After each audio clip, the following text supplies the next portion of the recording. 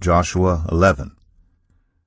When Jabin, king of Hazor, heard of this, he sent word to Jobab, king of Madon, to the kings of Shimron and Akshaph, and to the northern kings who were in the mountains, in the Arabah south of Kinnereth, in the western foothills, and in Naphath Dor on the west, to the Canaanites in the east and west, to the Amorites, Hittites, Perizzites, and Jebusites in the hill country, and to the Hivites below Hermon, in the region of Mizpah. They came out with all their troops, in a large number of horses and chariots, a huge army as numerous as the sand on the seashore. All these kings joined forces and made camp together at the waters of Merom to fight against Israel. The Lord said to Joshua, "Do not be afraid of them, because by this time tomorrow I will hand all of them slain over to Israel. You are to hamstring their horses and burn their chariots."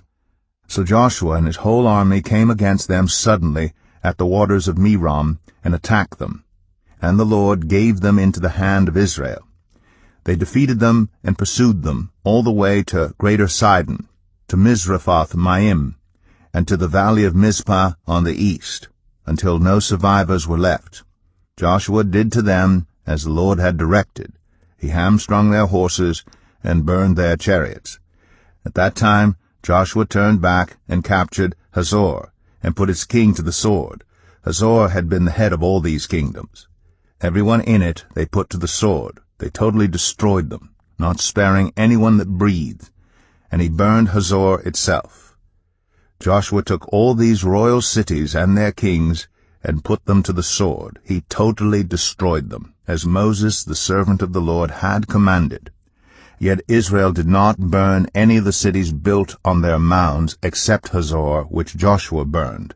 The Israelites carried off for themselves all the plunder and livestock of these cities, but all the people they put to the sword until they completely destroyed them, not sparing anyone that breathed.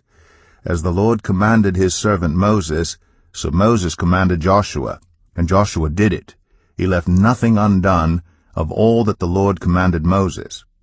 So Joshua took this entire land, the hill country, all the Negev, the whole region of Goshen, the western foothills, the Arabah, and the mountains of Israel with their foothills, from Mount Halak, which rises toward Seir, to Baal-Gad in the valley of Lebanon, below Mount Hermon.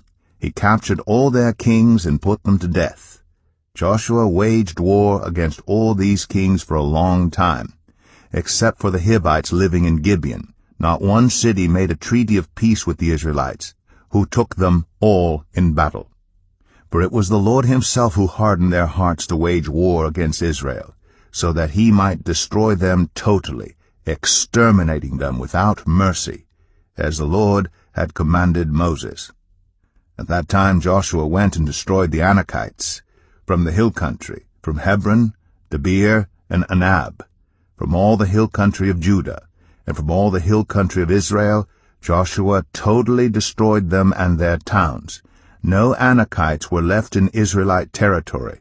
Only in Gaza, Gath, and Ashdod did any survive.